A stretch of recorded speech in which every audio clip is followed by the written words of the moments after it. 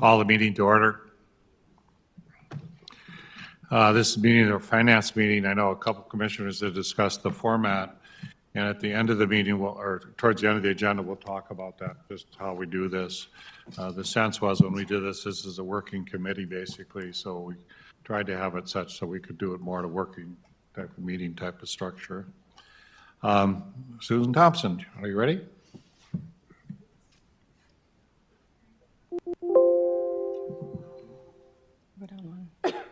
Yes, so we're going to start with the standing items. Since we just had a meeting last month, there's nothing new to update on the year-to-date and the quarterly projections or the economic indicators with the sales tax receipts. However, last month I kind of jumped over the ERP implementation inadvertently, and I just think it's so important, and I just want to update all of you on where we are with that, and really thank my team. Jamie Bullock is leading the ERP implementation project. That is our new accounting software and our HRM software for human resources. I think we've mentioned this, but I think it's worth repeating. We're partnering with the company that we selected, Tyler, to beta test their brand new version. No one's using it. If we didn't do that, we would have had to do some updates in a few years, and we decided we wanted to avoid that. This has been a fantastic opportunity. We have developers on our calls with us. They listen to what we have to say. They talk about efficiencies just within the module, and it's helping them learn how to use real data. So it's been a great experience. We're really kind of in crunch time now because financials have been working since the beginning of the year, and now we're jumping into HR and payroll. We have a few people in our team that work both in accounting and HR payroll, so they're getting a little double teamed right now. But it's just been a really good experience. So far we've gotten our chart of accounts updated. We have brought over some history, and we're testing some transactions. So it's pretty exciting. This is really going to be sort of life-changing from a financial standpoint as far as updating our 30-year-old software. It'll have much better reporting, much better ease of use for all of our users. So we're very excited. I just wanted to say a big thank you to my team that is working so hard on this. Jamie's putting in a lot of hours. And the things that they have to think about are things that none of us would have to picture. We're trying to create efficiencies and think how things will report up and be most effective. So it's a lot of change, but very exciting. So the next item, we're going to have Bill Elfelt with the police department talk about some new technology and requests that they're going to be making at the commission meeting next Monday. All right, good morning, everybody. If you give me 1 second here.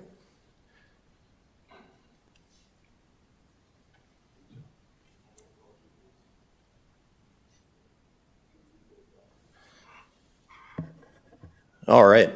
I appreciate the opportunity to come and speak to you all this morning about something that is really exciting, I think, for our city, for the police department, for public service in general, and that is our flock technology that we've been running a pilot project on since June.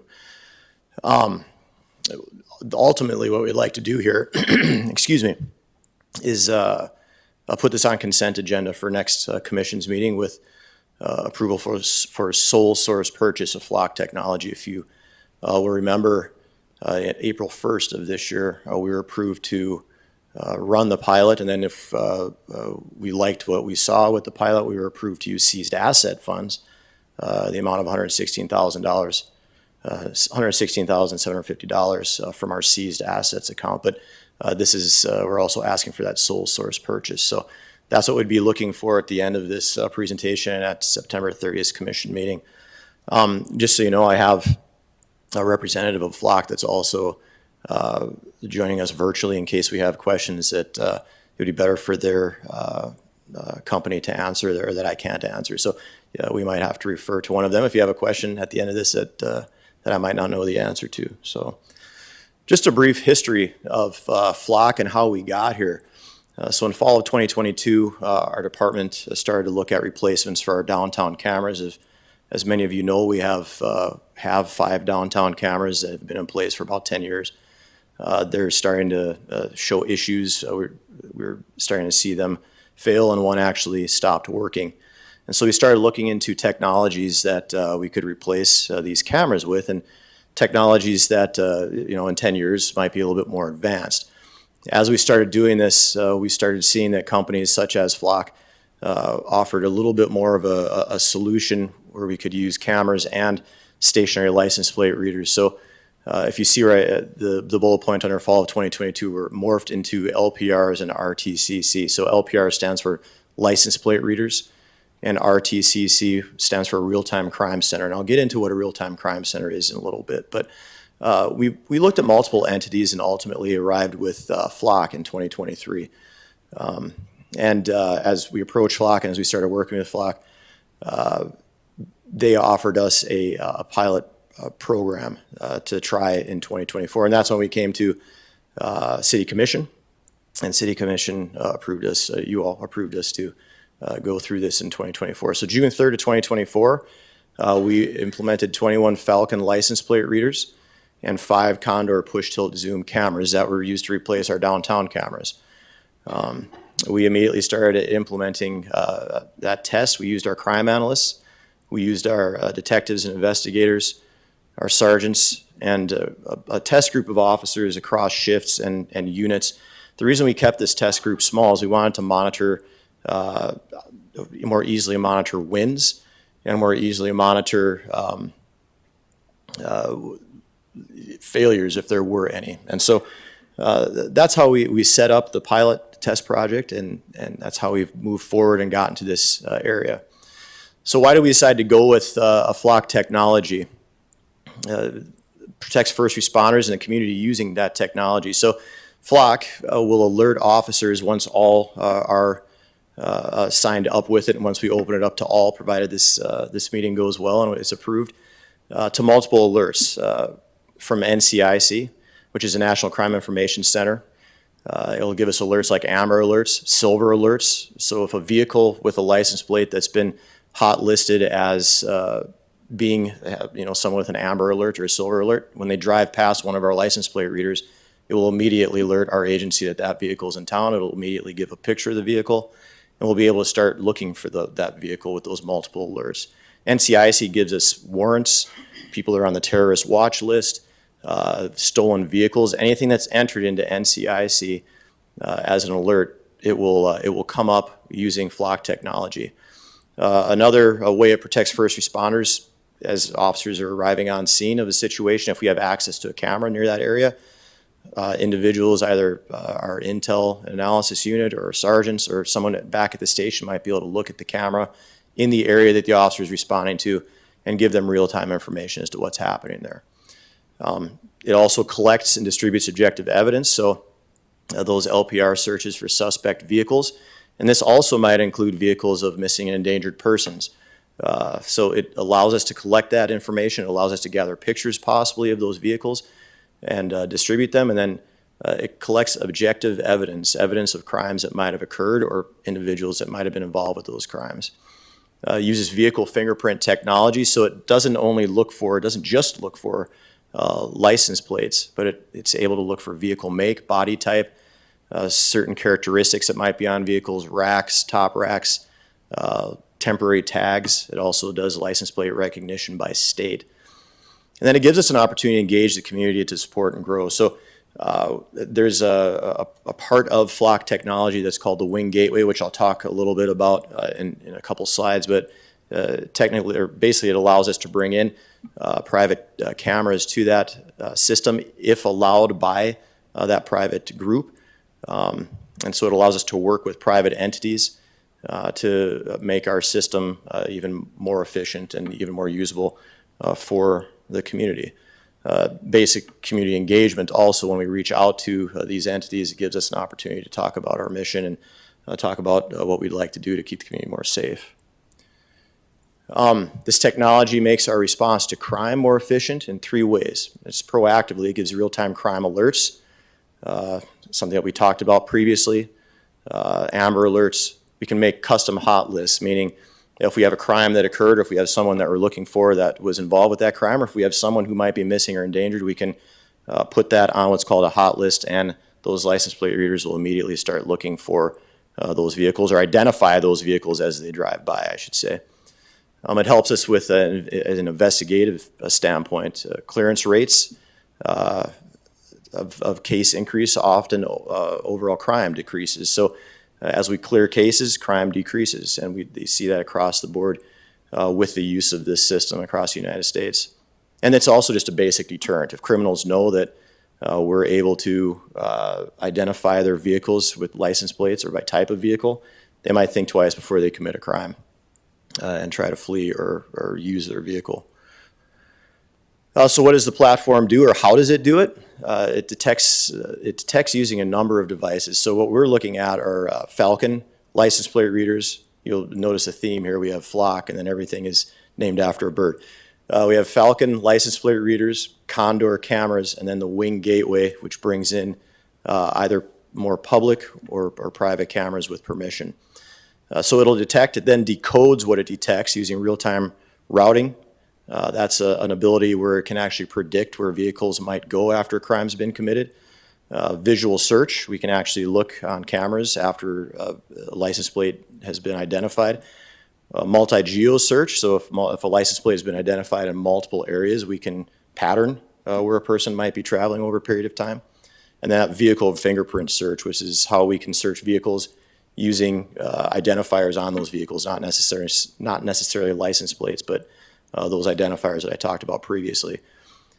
Doing that detection and decoding, it then delivers for our officers the ability to search, the ability to map, the ability to use a mobile app so they could be in their vehicle and use all of these advancements in technology from their cell phone. It gives them real-time crime alerts, gives them actionable insights, the ability to look a license plate up, and situational awareness. So if we're driving to a domestic incident where a suspect might be fleeing, dispatch, someone at the agency or even the officer that's responding can put the license plate of that suspect, if they have it, into this system and try to identify where they're traveling even before they get on scene. Officers could be sent to that location and make an arrest if that's warranted. Situational awareness, with these alerts, an officer that might be pulling a vehicle over that they didn't know had a wanted individual until they ran the plate, would automatically know and even be alerted to, and might be going and looking for that vehicle where you might have a dangerous wanted person. They know this even before they make the traffic stop. And so it delivers a lot for our officers and ultimately our community. A lot of questions about privacy. On how we protect privacy. Footage is owned by the city, so anything taken is owned by the city. It will never be sold to private third-party entities by Flock. There's a 30-day data retention, and then it's automatically hard deleted by the system. And so that's something that's built into Flock technology. It takes the human bias out of crime solving by detecting only objective data. So we're not detecting people. We're not looking at gender, race, what a person looks like. It's looking at a vehicle and its characteristics of that vehicle. All data is stored securely with end-to-end encryption of all data. And so it's stored in Amazon's government cloud. And that's the same database that's used for federal agencies where they store all of their data, and thousands of municipalities and county agencies across the United States. There's built-in accountability mechanisms. There's a lot of individuals say, well, how are you going to monitor how this is being used? How are you going to monitor what officers are looking at on a daily basis? And the way we do this is you have to put in a search reason and a number. So the case number, incident number, a reason for the search, and that's saved indefinitely in the system. You're then able to do an audit trail with the system. The system prints out a spreadsheet of all the searches that have been conducted in the time frame that you give it. And you can see who's been looking, what they've been looking for, what the reason is. And that's something that will be audited by supervision within our agency regularly throughout the year. Again, it's not a facial recognition software. It doesn't collect biometric information. It doesn't collect information on what a person looks like, characteristics of a person, height, weight, anything like that. This is basically just vehicles, and what the vehicle looks like is how it searches. It's not used for parking enforcement. It's not connected to registration data or third-party databases like Carfax or DMV. It's just flock. It's our information that we keep. Only placed in public areas where there's no expectation of privacy. And so similar to our downtown cameras where it's placed on public infrastructure looking at public places, this is only placed in public places where there's no expectation of privacy, looking at roadways, looking at sidewalks, and where anybody could be looked at by someone standing on the side of the road. And so that is where they're placed. If we do go into, if we were to get Wing Gateway, which is part of our second step that we like to try to implement after the first, if we do get Wing Gateway and start going to private entities, we'd have to sign a memorandum of agreement with them. And more often than not, although they don't have to, those private entities put up a camera saying, hey, you're being monitored, by cameras. So that's how they're placed. They're placed in public areas where there's no expectation of privacy at all. So we've had this in place since June 3rd, and it has been very beneficial for us. And we have a lot of wins, I would say, in the last three and a half months. And so I wanted to go over a couple of those with you. The first one I want to talk about is we had a reported GSI, which is a gross sexual imposition or a sexual assault and kidnapping this summer. And officers were able to speak to the victim. The victim claimed that they were kidnapped and sexually assaulted. Officers were able to identify that suspect.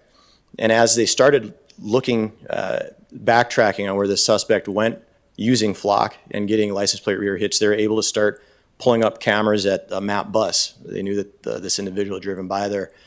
And actually, in a strange twist, and that's why I wanted to put this one up here, disprove what the supposed victim was saying and show that the individual that we had detained and in custody and who ultimately, if we would not have had this system, sat in jail until we could investigate further, that he was released. It did not happen, and it debunked the story of the victim. So that would have taken days for us to uncover. This was a 4-hour initial investigation for us to uncover that. We have very basic, and this is just one of many recovered stolen vehicles. We had an NCIC alert for a stolen vehicle. Officers found that vehicle, identified it, stopped it, made an arrest for possession of stolen vehicle, and that took 2 hours. It was from the time the vehicle was entered, the report was taken, to the time that the suspect was in custody, was 2 hours. We had another stolen vehicle report. I thought this one was interesting. We were dispatched to a stolen vehicle. Officers on scene put the plate into flock because it was a late report. And they immediately saw that the vehicle was not stolen, but that it had been repossessed and towed away by a tow truck company. That happened immediately after it was reported. The officer was able to do this with their cell phone. Would have taken hours of investigation. This individual might not have even known that their vehicle had been towed. And I know throughout my career, I've seen many times where tow truck companies call and say, we've had this vehicle for months, and it wasn't stolen. It was, we impounded it for a specific reason. That's what happened here. We were able to identify it immediately. Another report of gross sexual imposition where officers took this report. The suspect, all they had was a first name and that he drove a maroon van from Missouri. The report was taken. It took a matter of days for us to see the report and investigations, but within 6 days we had a suspect identified who lived in Missouri using this system. That's something that might never have been identified if we hadn't had something like this. The last one on this slide is a missing person. We had an elderly female who walked away. She had access to a vehicle, walked away from a nursing home. She was suicidal. She was having some memory issues. She was dependent on a lot of medications, and she'd walked away multiple times prior to us receiving this pilot program. The last time she walked away and got into a vehicle, officers were able to not only use that, the ability to pattern where she had been driving in her vehicle, but were able to put themselves right in the middle of that, and she drove by them 2 hours after the last time that she had been reported missing. So within 2 hours, they were able to find her in her vehicle and get her back to the nursing home that she had left.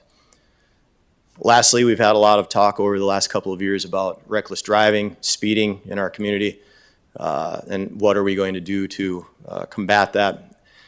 In this situation, we had a vehicle or a motorcycle that had fled from officers. while our crime analysts were looking for that vehicle to try to identify who it might be through license plate, they actually identified this motorcycle. You can see here that it's popping a wheelie at 25th Street and 13th Avenue and driving recklessly. They were able to identify who the individual was through the license plate, go to that individual's residence, conduct a brief investigation, and cite that individual for reckless driving. So just another way that this system can be used. So there are many more. This system has been used in many of our recent shootings, shots fired, and homicides with success. We've got 42 documented successes in 3 months, and this slide was put together about a week and a half ago, so I haven't added the ones that we've had since, but we've had more. Currently, one of the benefits to using the Flock platform is that you're able to allow access from other law enforcement agencies, and you can share information. So currently we have 591 cameras and license plate readers, counting our own, across 19 jurisdictions, both public and private, as many private businesses own Flock software also.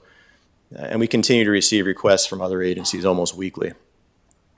The benefit to that is if we have a suspect that committed a homicide or a violent crime and they flee the city in a vehicle and they wind up in a city or jurisdiction that has Flock cameras and we have that vehicle hot listed so that the system is looking for it. If they drive to Houston, Texas, and we're partnered with Houston, Texas, we will get a Flock hit in Houston, Texas to know what that vehicle is there. I thought I'd just talk about another agency, Altoona, Iowa. They implemented their cameras in 2023, February of 2023. And this was their 7-month numbers that they showed at a similar presentation to what I'm doing today. So they had 85 vehicles identified that were involved in some type of criminal activity, 15 stolen vehicles, 69 suspects identified, 46 arrests, 60 felony charges, 87 misdemeanor charges, and 72 investigative leads developed within a 7-month period using these cameras and license plate readers that were put in public areas. So just in 7 months, that's well over 400 successes that Altoona, Iowa, a small city, about 22,000 people on the outskirts of Des Moines, were able to attain using this network. So what it is, it's license plate recognition. It gathers evidence and facts about vehicles, not people. It alerts police of wanted vehicles. It's used to solve crime, and it adheres to all state laws. What it isn't is it's not a facial recognition platform. It doesn't collect biometric or sensitive information. It's not used for tracking speed or parking violation. State law in North Dakota doesn't allow us to have systems that would track speed and cite. That isn't something we can do in the state. It's not used for red light violations. And the data automatically deletes every 30 days. There's one caveat on that, and not something that we'd be asking for, but with more money and approval by commission, you can extend that 30-day data. The reason I put that in there is the question was asked publicly, and so I thought I would present that here. So just a brief explanation of where we'd like to go with this, and Flock being the foundational piece of what we'd like to do. And that is we currently have a very small real-time crime center, but we'd like to build a larger, more robust real-time crime center to benefit the city and the department in solving crime and identifying violent criminals. And so I want to talk about Real-Time Crime Center a little bit. And what that is, it's a centralized technology hub used by law enforcement and emergency responders. And that allows us to provide instant information to field officers. So using Flock technology, using its ability to pull in different cameras, whether they're public, we have 65 traffic cameras that we're able to use right now. We have to go into that separate platform to do it. We have been provided access to certain other cameras that we have to go into separate platforms to use. If allowed to go into this second phase and build a real-time crime center, we're able to pull all of that into one technology and look at it on one screen if we wanted. And so provides that instant information, so when officers are arriving on scene, we actually have individuals looking at cameras that might be in the area that might be able to give real-time updates as to where suspects are, victims are, what direction they might have traveled, or what the officer is actually going into if they're close to a camera that we have access to. We're able to identify patterns and stop emerging crimes, so we're able to see where vehicles have traveled. We're able to see who might have been in those vehicles. We're able to identify those patterns. It helps us catch criminals. It helps us find people that are missing, but it also helps us identify where crimes might be occurring and who might be, once we identify where they're occurring and who might be doing them, it helps us to locate them more quickly. Combines data sources to provide comprehensive intelligence, which is what I was talking about a little bit previously. It not only brings together all of the camera systems that we might have available to us, but it also allows us to bring in our CAD systems and some of our intelligence platforms and merge them together so that we can put them on a map. We can see where we have cameras, we can see where officers are responding, and we can more efficiently respond and give better data to those officers. We already have merged our Axon cameras or mobile cameras and mobile license plate readers with this system, and we're able to read and share information through those technologies. And if we move into this real-time crime center portion, it'll just give us more opportunity to do that. Increased investigation success, we talked about that already a little bit, and proactively mitigate and investigate crime. And I'll show you a little bit, just with as I move forward with slides here, how we've done that already with the very small real-time crime center we have. What we did just before we implemented what we have is I sent individuals from our intelligence analysis unit to multiple real-time crime centers that are already established, some locally, and then we had the opportunity to, or regionally I should say, Minneapolis, Hennepin County, and St. Cloud, and then we had the opportunity to talk to Orlando, Florida, and see a large city's real-time crime center. And when we went there, I sent them there with specific questions, lessons learned and setup, how do they staff it, workflow, communication, what type of technology I have, among other questions that I wanted them to bring back answers to. When they came back, we realized we have the basic technology to put together a small operational real-time crime center to try this out. We had an extra radio, we had multiple screens, and this is a picture of our real-time crime center, which we opened on June 26, 2024, for our Fargo Police Department community picnic. We thought we'd try it out. The reason we have so many screens is we're monitoring different camera platforms that Flock would allow us to merge all into one system, where we wouldn't have to learn how that platform search engine worked, learn how to use that platform. We could all do it under one type of search platform. It worked very well for our community picnic, and really what we wanted to do is make sure that we had this up and running for our downtown Fargo Street Fair in July of this year, which we did. We had a pretty good success, which I'll talk about in the next slide, with that street fair, but we also used it in the 2024 Pride Parade in downtown. We use it for some major incidents within the city. Sense if it's happening during the day when I have staff available, they will spin this up and start looking at cameras if we have vehicles fleeing or a major incident that might be near a camera. And when we have it running, it's staffed by Intel analysts and then sworn personnel. The reason it's a 50-50 of sworn and non-sworn is the non-sworn are busy looking up facts, looking up data, looking up intel that might help lead to an investigation of this event that's occurring, and give good information that officers can use on the street to stop that event or try to solve the crime that's going on. And then also, if we witness crime, real-time crime happening, we need the sworn personnel to be able to say over the radio that you can effect that arrest to the officers on the ground. Non-sworn don't have the ability to do that. And so we have them there for that reason. They're also able to communicate on the radio because they've received training on that and the different codes that we might use, the ability to talk on the radio. So Real-Time Crime Center wins in just the 3 times we've had it up. We monitored 101 incidents during our 3-day downtown Fargo Street Fair. Suspicious persons, criminal activity, intoxicated individuals. Out of those 101 incidents, only 3 were identified by officers on the ground. So only 3 of those were officers calling in and saying, I've got a problem here. Can you tell me what you see? The rest of them were all identified by our individuals in the Real-Time Crime Center saying, we see this, it's going to happen, it might happen, it is happening, sending officers to it and interdicting that situation. So there were multiple fights that were stopped. There were multiple individuals. There was one individual that was at the Pride Parade that was heckling and creating some disturbance that was identified by the Real-Time Crime Center prior to that.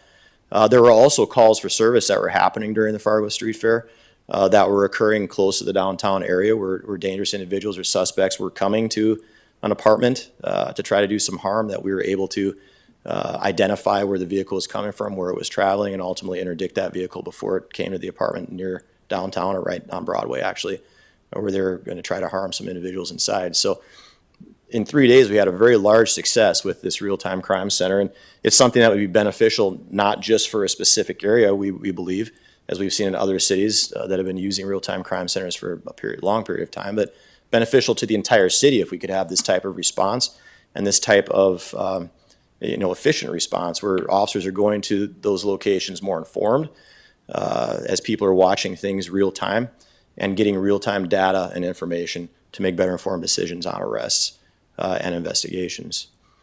So our future strategy, we've applied for a grant. We'd like to purchase Flock OS Elite, which is an upgrade in technology than what we're using on this pilot, but that would give us this wing gateway ability where we could start pulling in other public cameras like our traffic cameras. We have over 500 cameras just with the city of Fargo alone that we could pull into this system. But it's all subject to grant funding. If the grant is not awarded, that phase does not happen. We do not move forward with our real-time crime centers we like. So I thought I'd just put that in there. With the approval of this and the purchase of our first pilot program, we would like to continue phases in development of this as we feel it really benefits our city and the safety of those within it. The future of what would a real-time crime center look like? If you notice the picture previous, that was a piecemeal together hodgepodge of televisions. It's not in a secure area. It's not in an area that is closed off. We would like to have in the near future a fully functioning real-time crime center such as you see here. Dedicated workspace. I'm working with members of National Real-Time Crime Center Association to see what that would look like, how big that would be. But we really have to look at the space that we have available. Where can we do this? Where would we put it so that it would benefit the community? Again, it allows for real-time information. We'd like to implement this at the end of this, whenever that is, however many years this might take. We'd like it to be running 24/7, and obviously it's reliant on funding for equipment, staff, and technology to make this happen. So going back to our pilot project that we're looking for sole source, permission to buy this under sole source, a couple of the things. You have a 3-page document that's been included in your packet that gives all of the information as to why this is a sole source purchase or product. But a couple that I'd like to just point out. The real-time crime center platform that this technology has, it integrates that third-party data. That's like no other, where it allows us to bring in CAD, it allows us to bring in all these different resources that we use, plot them on maps, search them all simultaneously. And then real-time crime routing, or real-time routing feature, where it gives that predictive, where could this person be contextually from the start of the crime to where we're at now, where could they be within the city, gives us that type of information. This Flock platform, that's the only platform that does that, and was actually something that was one of the benefits that I saw, one of the reasons we went with this. The other one, vehicle fingerprint technology. There are no other platforms that we looked at that could search for vehicles the way that this one does by vehicle identity, what it looks like, roof racks, different features on that vehicle. Live video integration through Wing Gateway, allowing us to partner with other community entities and just with our city and other public cameras and bring that into the system. That allows us to save money as we don't have to spend money, but use cameras we already have to bring into the system and to kind of widen our view of the city. And then the warranty and service, there is a yearly maintenance fee associated with this. But within that yearly maintenance fee, they replace cameras every time they're updated. It's very similar to what we're doing with Axon. Replaces cameras every time they're updated. If something breaks, they come and they fix it. If something is not working right, we have immediate support that has proven through this pilot project to be very beneficial and that has worked very well for us. So, Susan, I tried to keep it to half an hour. I'm 4 minutes over, but I'm available for some questions if we have some time. John, does that answer the questions? You kind of were interested in this. Captain Alfeld, this is some of the best news I've heard in a long time. We're all up to our ears with the challenges of budgets and funding and staffing and so on, and this is just great news. 2 years ago almost, at the Kansas City National League of Cities meeting, I came away from there with pages and pages of notes of their flock cameras, systems, the license plate readers, and another one to add onto your list, I'm sure, as 911 emergency response, systems that where so everything that happens whenever you have a drone responses. Yes. Drone 911 responses. And this is just transformative technology. I hope that you're not limited by grants to go forward. I hope we all can work together, that if there isn't a grant coming through, that we still see how we can accomplish some of your needs to provide more of this technology. Last thing I'll say is I don't want this on the consent agenda. I want the public to know what is going on in our police department. So if I could ask for this right up front, and you already know that we're presenting, but I don't want to bury it in consent. I want everybody to know this is what's going on and where we're going and what you're all doing, Captain, so that the public can know then, put them on alert, that there's technologies out there that will really have a benefit to you and also a deterrent to those wanting to be criminals. Yeah, definitely. Any other questions? I just had a comment. One of the reasons I thought this would be a good venue for this presentation was that it would probably allow a little more 34 minutes presentation than maybe we would do at a commission meeting. But then kind of the other idea is, like, this isn't just an ask for a sole source for a piece of equipment. This is kind of a long-term relationship, as you are hearing, and the 116,000 is for the equipment, but as we've discussed with budgeting, we've put that $100,000 maintenance in. So, as we look at our technology costs, those are going to increase with things like this. And, if we set the real-time crime center, that will increase some staffing costs. So, there's things we're going to have to do as a group to talk through what efficiencies then this creates. But I just want you all to know that there's a long-term, we need to look at kind of this from the long-term perspective. Bill, sometimes we talk about efficiency of the police force. It seems to me this helps the efficiency. You don't have somebody looking at all these films. You actually have a computer do all the work and give you the report. So it does make us more efficient as far as picking up people. Is that correct? Yeah, it takes a lot of the data technologies that we have and puts it all into one. When we're talking about identifying evidence of crime or trying to identify maybe somebody who's missing or endangered, it takes all that stuff and puts it into one. But I think you're talking about how we can audit it. And yes, with the audit, it takes all the searches that we've done, puts it into a spreadsheet, and we're able to pull that anytime we want, and supervision will look at that and make sure that it's being used properly. I think, John, that's what you were talking about nationally. When you saw it, it helps make our officers more efficient, catch people before.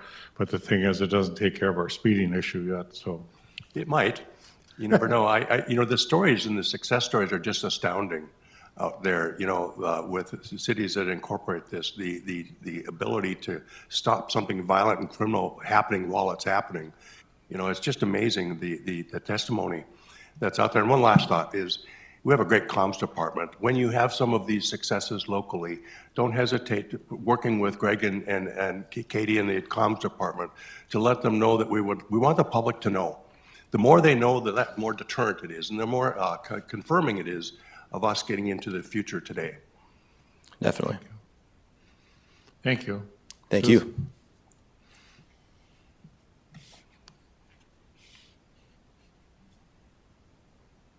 Okay, well, we'll keep going. We have a couple other items for the agenda today.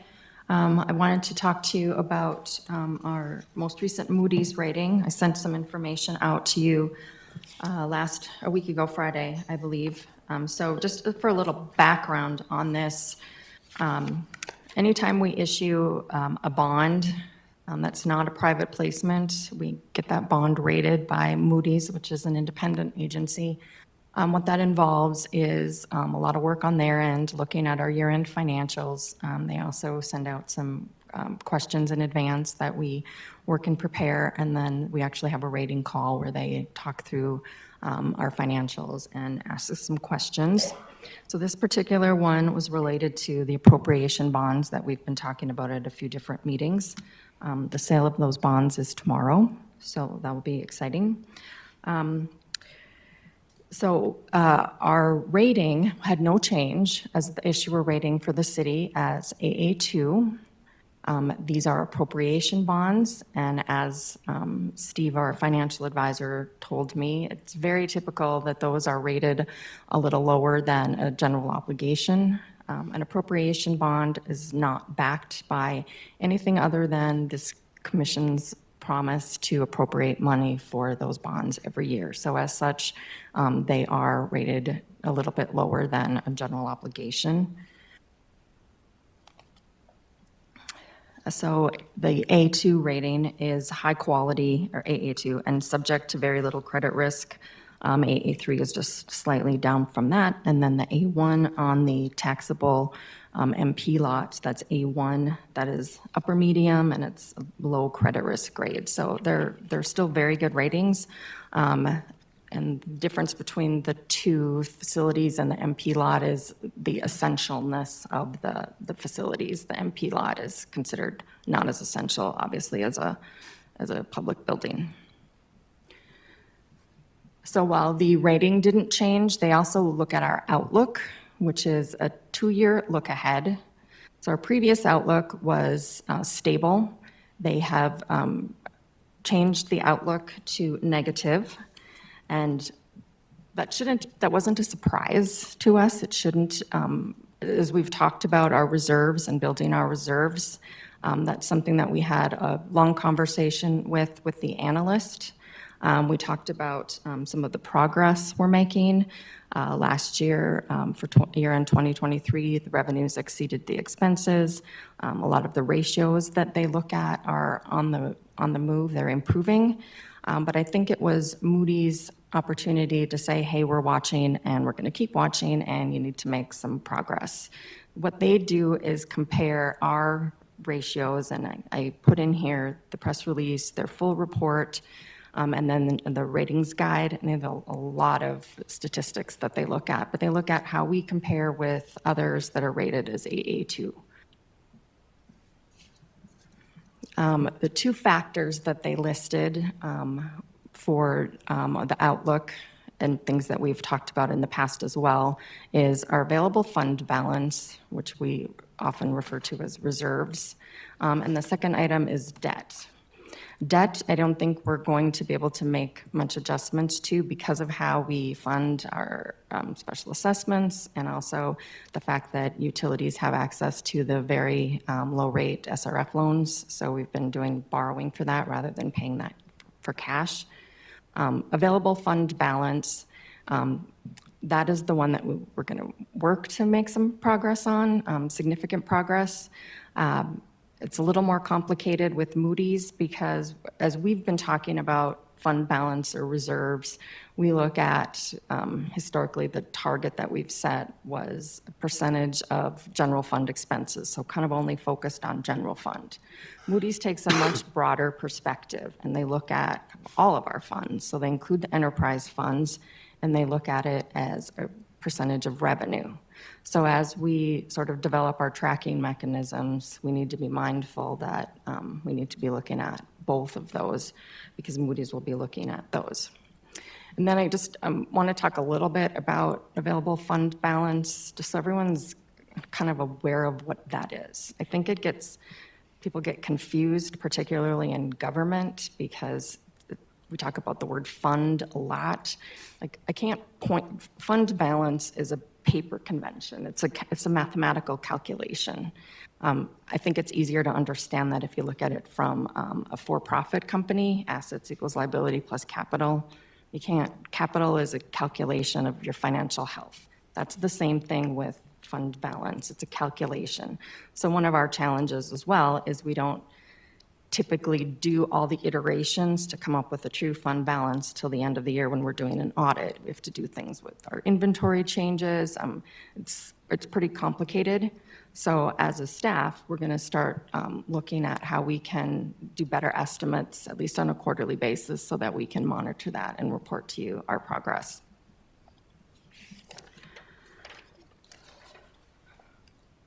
So in addition to that, I just wanted to point out some of the things that I talked with the analyst and remind you of the progress that we're making and talk through some additional steps. So as we look at our financial health, having an ERP system that is updated will be very beneficial. It'll allow integration, a lot of less manual entry, so it'll give our financial team and the department heads more analytical abilities, better reporting, dashboards. So that is, I think, the first priority that we need to work on. We're also working on other internal processes. We've rolled out the purchasing policy and the procedures that we talked about last fall. It's been very well received. It allows centralization of purchasing, sometimes at significant cost savings, standardization of RFPs. We have our FAR meeting, Finance, Admin, and HR, which is a staff meeting biweekly. It allows us as department heads and supervisors to talk through financial, admin, and HR issues, talk through new policies and procedures. Then we've been providing the quarterly projections of the general fund. I'm going to work on how we can update that to include kind of a reserve estimate so you can help us track that. One of the internal processes, or one of the things that we've talked about as we've been working on the budget, is how important it is to make sure that as we are assessing fees, we're making sure we're covering our costs. We don't want our fees to be overly high, but we want them to be able to cover our costs. Well, in order to do that, we need to have a good way to allocate overhead. Overhead is a lot of the general fund service departments. And currently, we're allocating those to the enterprise funds kind of based on a gross revenue perspective, and that's not necessarily accurate or the most appropriate. So we need to look at other ways to do that. We are also working on financial policy development. As soon as I got off the call, I started reading every different policy I could find on GFOA. GFOA is a national organization that has all kinds of resources. I found a policy. We have a lot of financial policies. I don't know that they've all been reviewed recently, and there's some gaps. So I'd like to basically kind of rework all of those and incorporate them into just one master policy plan. I put a sample, I think it's pages 20 and 21 of a table of contents and some narrative that I found. So we'll be working on that. That I intend to bring forward and have us, as we work on individual policies, we can bring them to this group and talk through those. And then the last item is department reviews, which are going to include financial analysis and some strategic discussions. This will be in conjunction with ongoing budget planning and forecasting for future years. Anyone have any questions on that? Questions? I don't have any questions. I have a few comments. To me, this is disastrous.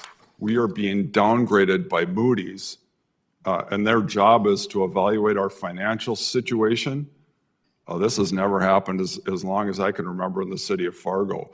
And this is an evaluation of all of you. The finance director, the city administrator, is also an evaluation of all of us. We are very fortunate that we haven't approved the budget for this year because this is an emergency. We need to change. We need to cut spending today. And to say we're going to work on this? No, this is right now. This is a disaster. We are being downgraded. Our finances are being downgraded by Moody's, our city. It's not a downgrade. The rating remained the same. They're looking at the outlook. And like I said, come on now. the outlook is a You know what? two-year You can projection. keep talking if you want to. I'm just telling you, this is a downgrade by Moody's. This is a huge deal. And this is an evaluation of all of us. And if we don't do, this is fiscal irresponsibility. And so we need to cut today. And the good thing is we haven't approved the budget. And so we have an opportunity, but we better, because if we don't, the taxpayers have had enough. They're paying enough taxes. We are not managing the money well, clearly. Thank you, Mr. Chair. Actually, it hasn't got downgraded. It's the thing, we've always looked at our reserve fund and been concerned about it. We know where our reserve fund sits, and that's one of the things that's been addressed to by the Finance Committee administration. We understand that. There was another time, and also we got negative because of the debt that we had, and that was 4 or 5 years ago, Mike, was it? 4 or 5, we had the same thing, negative outlook. This is negative outlook unless our reserves go up. Susan, you have a plan for our reserves to go up, and we have a discussion on policy with the commission in our upcoming meetings. We will discuss our reserve funding. But this is just a reflection of where the world is right now, Dave. You have to understand that. This is where the economics sit in the world right now, and they would like our reserves up higher, and we've committed to that. We've committed that when we sell our real estate, it goes into our reserve funding. How else would we fill the reserve funding, Susan? Well, the revenues would need to stay the same, and expenses will need to be cut. We'll also have to look at our cash balances. One of the things I'm looking at is how we fund our construction projects. Historically, we've spent and then did a bond to replace, and I need to have a conversation with our investment advisor, because I'm thinking that strategy is affecting kind of our year-end cash balances, and if we change that to, fill the coffers first and then spend it, that would improve the cash flows at the end of the year with our ratios. And I think, Commissioner Strand, you've asked we look at every department, and I think that's your goal as well, is to look to every department, see what else we can do, manage our cash funding. Correct. And our expenses. So, Mr. Chairman, just a couple other comments. So to me, what we have to do, instead of your proposed 11% increased budget, which is not realistic, I believe it should be 3%. I believe we need to close the Downtown Engagement Center. I believe the COLA should be 3%, and it should be capped. We have to do some emergency action because this is a huge thing. This is not a minor thing, and this is not the world. This is Fargo. And if we don't make changes, it's going to get worse. And so clearly, you're not getting the message. We need to reduce spending. The good news is we have next Monday is the deadline where we're going to vote on the budget, and it better not be 11%. And it better be some freezes. And I want to congratulate, we discontinued DEI, we reduced health department. That is excellent. But we need to keep going. We've got lots more to do. Downtown Engagement Center, Communications Department, the MAT bus system. We even need to consider the fire department wages to freeze them until after this vote. This is a huge deal. This is an emergency, and we act like this is no problem. We are downgraded by Moody's. That's huge. Thank you, Mr. Chair. Commissioner Strand. Susan, I'm curious about the way forward. Is this just looking at the lay of the land? Is this something that we're reactive or proactive, or to what degree? Where do we put our fingerprints on the scale to really truly impact the changes you need from us to turn this boat around? Well, it's a big boat, and it doesn't change on a dime. To do radical cuts, as have been proposed, doesn't allow us as staff to make any strategic decisions, how it would affect service, service-related response times. That's what we intend to do with our department reviews. We have a plan to meet with each department head and talk through the concept that we talked about is what's the core mission, what are middle priorities, what are lower priorities, how are we allocating all of our resources towards them, and then bring them to you, because there are going to be compromises, exchanges. If we cut costs, then there'll be a corresponding implication on services. Another question I have, maybe of I'm sorry, go ahead. I'm just curious about what we have on the horizon. If the economy has kind of put a slowdown on growth as far as expansion out to the edge. and so on. Do we have anything right around the corner that's going to be imposing, requiring a huge bonding indebtedness to cover a developing project? Or is anything right around the corner with that, Michael, or? So, Yes. yes, we do, Commissioner Strand, to your point, we continue to have quite a bit of growth pressure. And so one of the activities Susan just highlighted that we would like to think strategically about over the next year is how do we, with our current revenue condition, and I think that we heard the message very loud and clear on the mills this year, was that we should really work within those revenue constraints that have been provided for us. So if 55 mills will prevail in 2026, we need to be immediately on that horizon line for 2026 and 2027, balancing our debt and our infrastructure costs. I just want to support what Susan said earlier, too, just about the way we do infrastructure in this part of the country is really unique relative to other metro areas. We do have a bunch of overhead and a bunch of cost considerations that are just different here than they are in Dallas, different here than they are in Phoenix. And so I think one of the challenges we're going to continue to be faced with is that debt levy, regardless of what happens with the measures this fall in November, that debt levy is still going to be a very, very key portion of our overall budget, and it's going to need to be a need in the future. So that said, again, I just want to support what Susan said, too. We just need to really be strategic, too, about growth in the other departments in the future. This is the first year in any year that I've been here that we have not approved any general fund positions. That austerity is new to the general fund. That's one that we didn't do in years past. We were always able to accommodate something.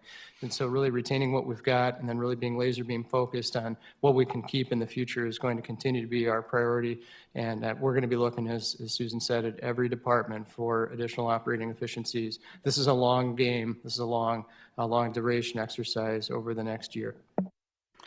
Specifically regarding debt, yes, we will be issuing our annual funding improvement bond. That's what replenishes the capital coffers. So that will be coming forward to you later this fall. It's going to be somewhere between $50 and $80 million because we've had some pretty sizable projects.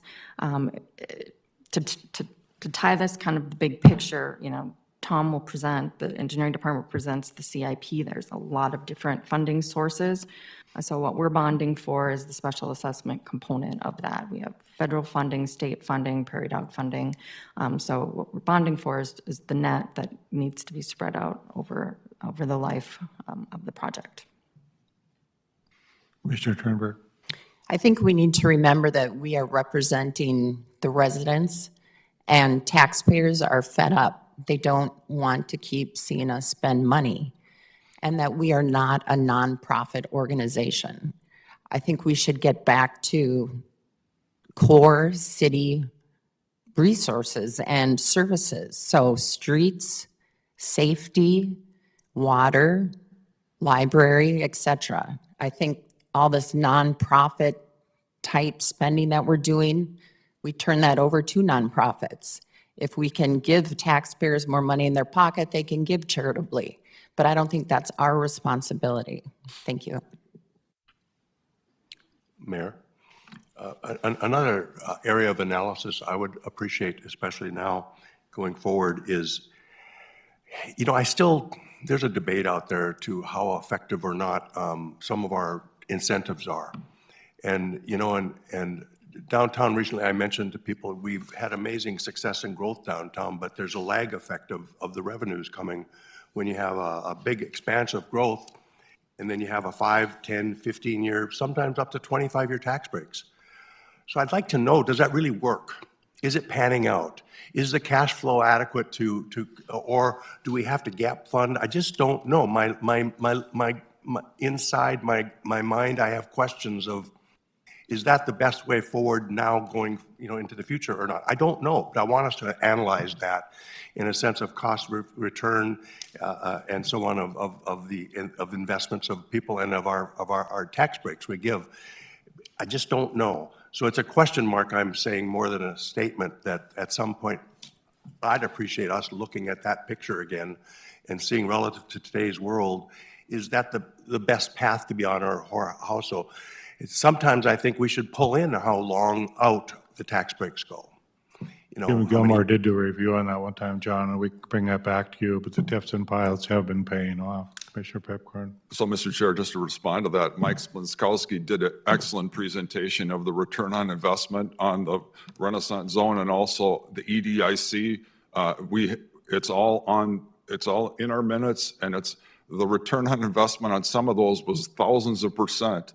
The Renaissance Zone, many of them were around 300% return on investment. So instead of costing us money, that's actually bringing back multiple hundreds of times the amount of money that's gone into it in property tax that they're going to be paying in perpetuity. So without a doubt, there's no question that's been a boon. And then on top of that, the downtown, the Renaissance Zone, that's been a phenomenal success, and I don't think anybody would argue with that. So that's, if you want to find the information, Mike did an excellent presentation. We can actually forward it to you if you want to, but he did a hard copy and he did a presentation for us going down the list of all the incentives we've done and the performance. You're on the committee chair as well, and so anyway, that's it. Thanks, John. I appreciate that. However, a 5-year tax break's way different than a 25-year tax break.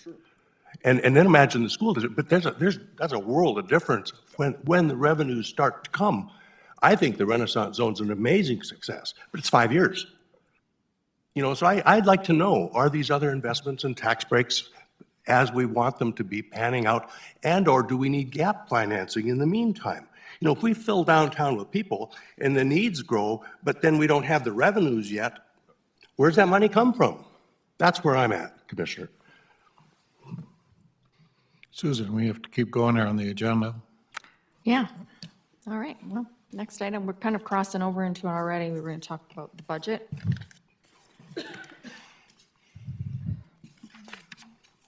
So it's just a chronology of how we've been working on the budget. We started way back in February, talking about compensation, moved into it in the summer. We've had very many special topic meetings. We've also met with departments and liaison commissioners on several occasions. Highlighted in yellow is kind of where we left off with the budget. I have a copy in the packet, but up there also shows how the budget has changed and evolved throughout this process. So I have the original that was presented, we have the original that was approved, and then we have the updated approved. So as you can see, the final approval is September 30th, which is a week from today. And then the deadline to have this to the county is the 7th of October. So we wanted to show you kind of where we are at this point. Again, there's a full page in your packet. It's a little hard to read, but some of the changes we've made in relation to comments that we've received. First thing we wanted to point out, though, is just a reminder that all of these budgets started with a net of $3.4 million of unfunded requests. So personnel, we had requests for 35 FTEs, granted 0 from the general fund. Operating requests, $500,000 were denied. We went into rollover budgets from prior years and cut out $500,000 that had previously been asked for but was not spent. And then we also denied some of the smaller capital items that flow through the general fund.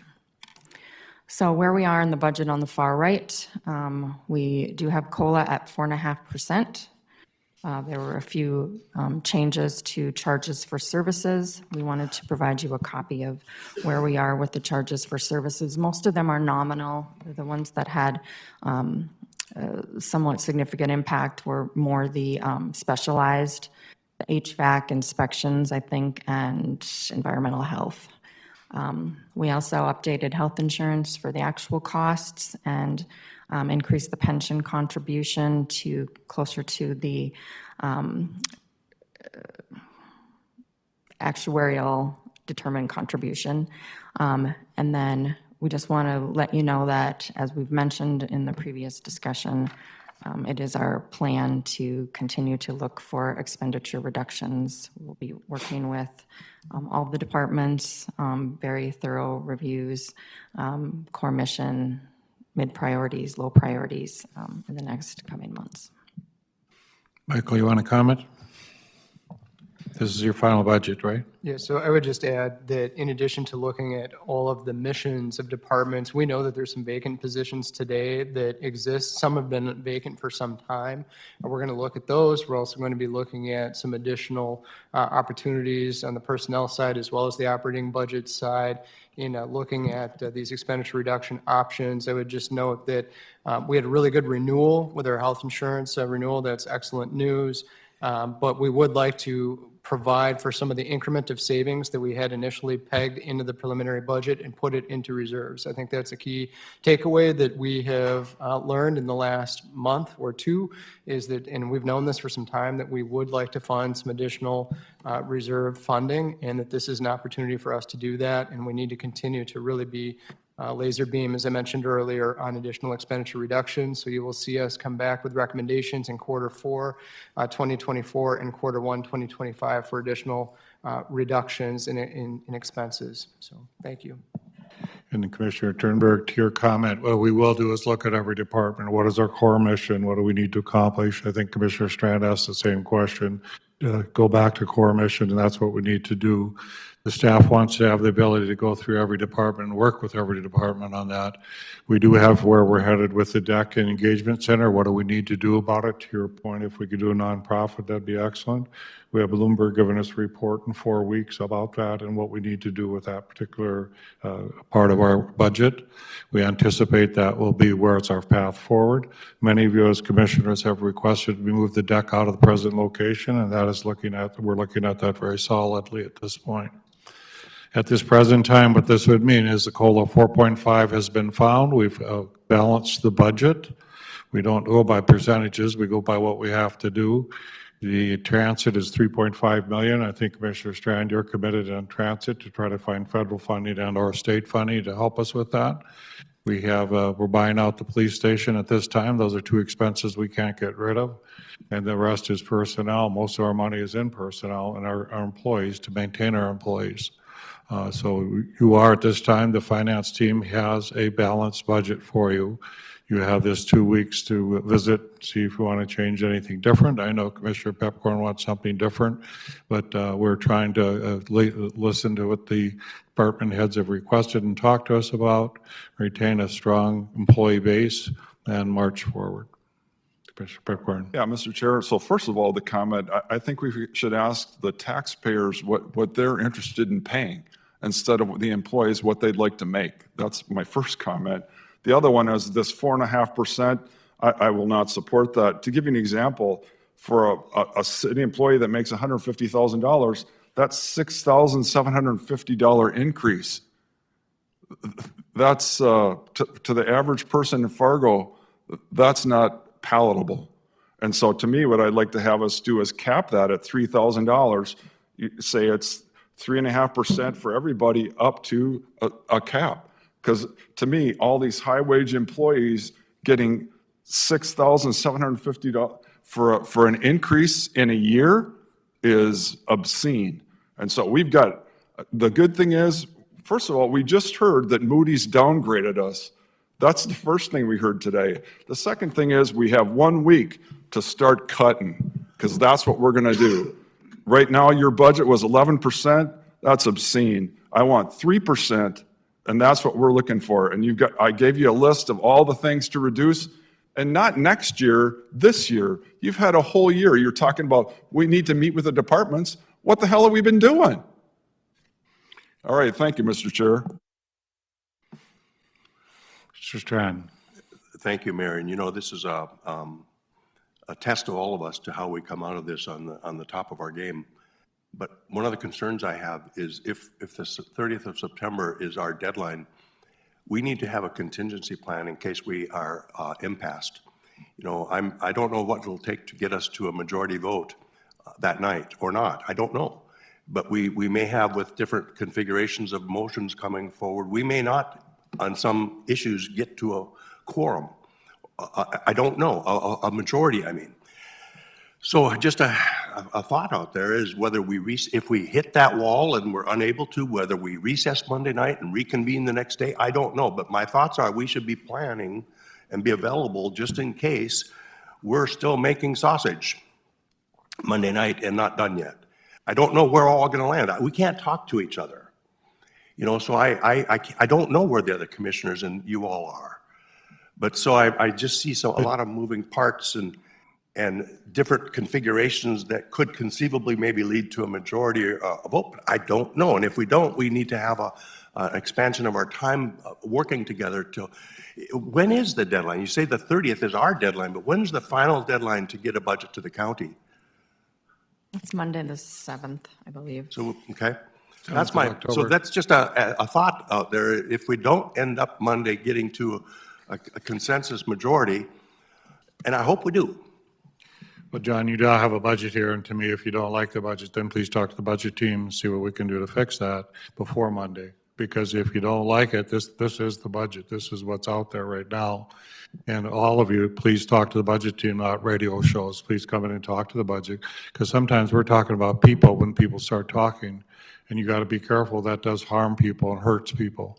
So if you have some changes you'd like in here, please talk to the budget team, see what you can do, and I hope you can come together on Monday and pass the budget. So, Mr. Chairman, can I just add one more comment? The budget team, we're the budget team. That's the city staff. We're the budget team.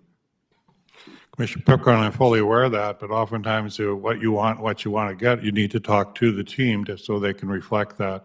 You've been exposed today again some more things you'd like to do, and having a rational discussion about that's fine. Commissioner Garrick had the same comment at one time. You'd do a 3.5 for some people, not for others. If that's seriously what you want to do, then that's something we need to discuss. It can't be something that just is thrown on us on the night of the commission meeting. So now we know that's one of the things you're thinking about, so. But once again, Mr. Chair, if we don't approve the budget, there is no budget. We're the budget team. That's the city staff. You seem to be confused. I'm not confused at all, Commissioner Pickering, and I wish you'd work with us rather than against us. This is a team of 5 that has to figure out the budget. So the 5 commissioners have to figure out the budget. And if you put out threats out there that don't mean anything, that's not what happens. It has to be working together rationally to come up with a budget. Any other business, Susan? Meeting adjourned.